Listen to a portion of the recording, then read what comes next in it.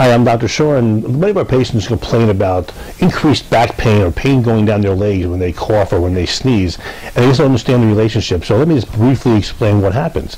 When you have a disc herniation or something that's occupying space within the spinal canal or where the spinal nerves exit the spinal canal, you can have compromise of those neurological structures.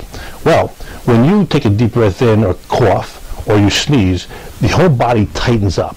That tightening effect results in an increased fluid pressure around the spinal cord and nerve roots. That increased pressure, combined with the injury which is underlying it, which is usually a disc herniation or some other space-occupying lesion, results in those nerves and neurological structures being pressed beyond their tolerance, and pain is the result going down the back, buttock, and leg.